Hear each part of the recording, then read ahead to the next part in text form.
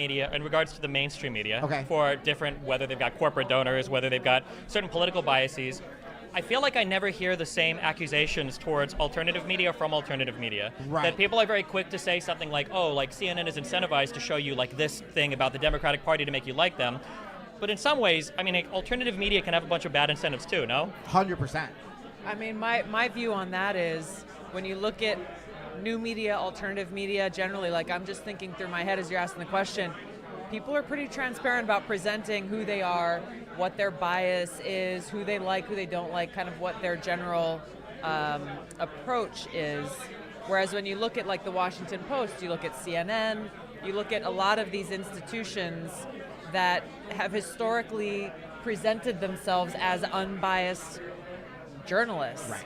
I think that's where the criticism comes into play, because so often we're seeing now actually you are presenting a very biased view, and it's not even necessarily about politicians. I mean, it is about specific issues as well, and whatever their take on it is. Yeah, I mean, I think two things. I think that the biggest problem is like tribalism, right? Whether we're talking about the mainstream media, whether we're talking about independent media, it's this idea that I must defend this thing because my team is defending it on both sides. You know, you'll see liberal podcasters or liberal journalists being like, I guess I gotta be pro the drag queen kid stuff, and you are like, do you want to be pro that? And I don't know the answer. I don't know if it's authentic. I feel like some of it is, but some of it may not be.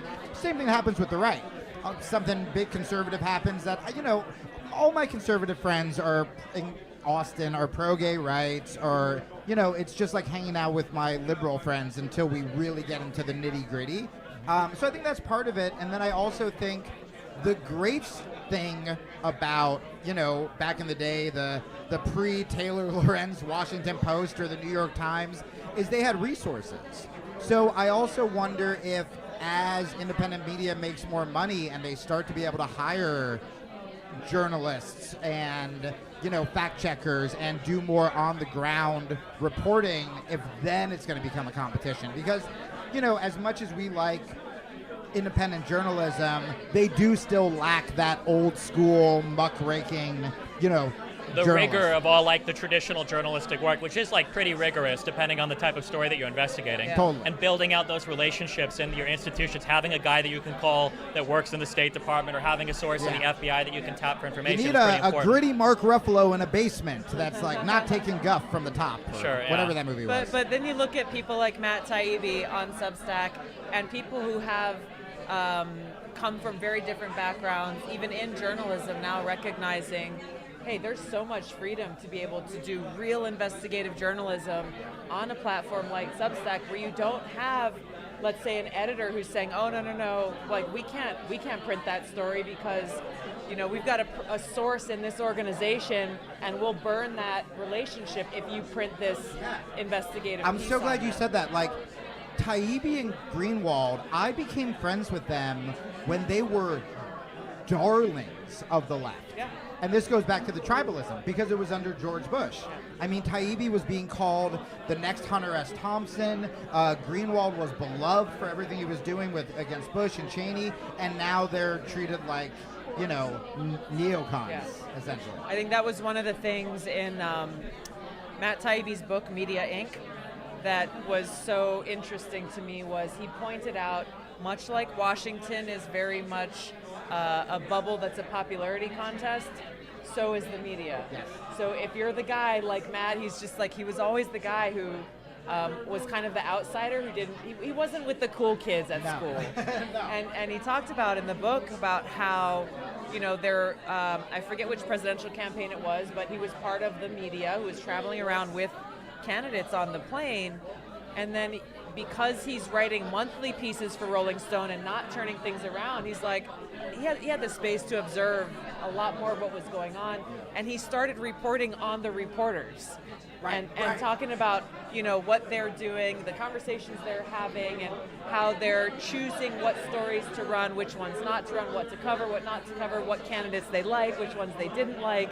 And Matt started writing about that, and he was immediately shunned and told, like, bro, you're breaking the cardinal rule. Reporters don't report on reporters. Right. Like, how dare you do this? And I thought that was really interesting as we talk about what drives the narrative, or what people are willing to journalists are actually willing to report about. It's just like politics in Washington, where if you go against the grain in journalism, you are shunned, you're not invited to the parties, you are not seen as one of the cool kids. Which, by the way, it's a disincentive and for people who care about that kind of stuff. That's what true journalism is. Yeah, it's exactly. You spot bullshit and you call it out, and if it's within the ranks, that should make you even more of a celebrated journalist. Like, that is what your job is, to report, not to just, fit in and gossip on Twitter or whatever. Yeah, exactly. So, looking at your Twitter over the past couple of days, I saw you tweeted about the Second Amendment stuff for New York that the Supreme Court was ruling on. I didn't see anything about Roe v. Wade. Did you have any opinions or ideas relating to? Yeah, it's obviously a very sensitive, it's a sensitive issue, and I've never been someone who just rushes to be the first one to put out a tweet just to be the first one to put out a tweet, and so I'm being really thoughtful before I say anything about this publicly. Gotcha. So I don't know everybody's positions over time, but I've heard some people say that you're supportive, the Second Amendment stuff is a little bit surprising. Were you traditionally kind of? I've always been supportive of the Second Amendment. Okay, okay, gotcha. Okay. We're gun owners, and it's always just been about how do we ensure that we're upholding our Second Amendment rights, and also addressing a lot of the concerns that I think are being raised about keeping communities safe. So I'm from Nebraska. I like firearms as well. I own a few. But I recognize I'm also a father. Everything that happened in Uvalde was terrible. Yeah. What are, in your mind, are there any types of concessions that people on the left and right can make when it comes to certain types of gun legislation? Are red flag laws an okay idea that conservatives should be okay with? Should people on the left be okay with giving back things like silencers or silly? Here's the problem with this whole issue is there are too few actual real conversations that are happening around it. So you've got, and I get it and I understand why it is, but when you have people who are so locked into their own respective trenches, and their approach is you're attacking me and my position, and I'm attacking you and yours, and so there's no space for even having a conversation at all. And I think that is really the problem. Before you start saying, well, are you for this, are you for that, are you for this, are you for that, unless we're able to have a dialogue to say, hey, all of us here at this table do not support kids getting slaughtered at school. That's the common ground. And if we start there, then being open to saying, okay, here's a laundry list of maybe the low-hanging fruit. What are the first steps, the second steps, and the third steps? Yeah. And then go forward from there. We won't all agree on everything, but to me, that's what has been lacking in this over a long period of time. But that's the only, if we want to make progress, that is the only way that we will get there. Yeah, so gotcha. I live in Texas where everybody has a gun, and I'm afraid to honk my horn. And it's the first time I've hung out with gun owners. And Tim Kennedy invited me to do one of his courses, and I made friends with all of the instructors there at Sheepdog, and they're great.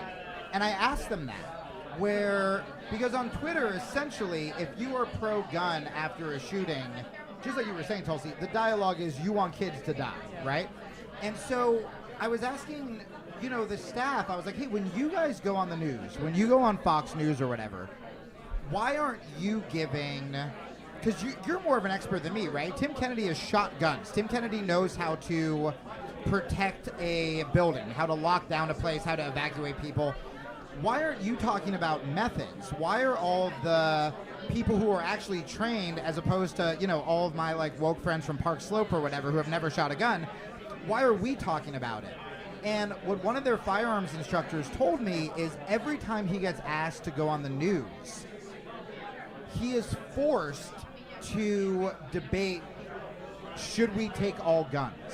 So him as a representative of the NRA, as a firearms instructor, he doesn't even have an opportunity to talk about tactics, because he just has to be here are all the reasons you shouldn't take my guns, which, by the way, kind of makes conservatives look like what I thought when I was super progressive, you guys would rather play with your toys because of whatever masculinity issues you have, and you don't care about kids dying.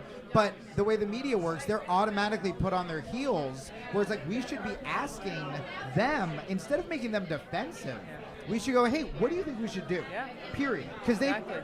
know a lot more than I know. Yeah. Yeah, I think that's always the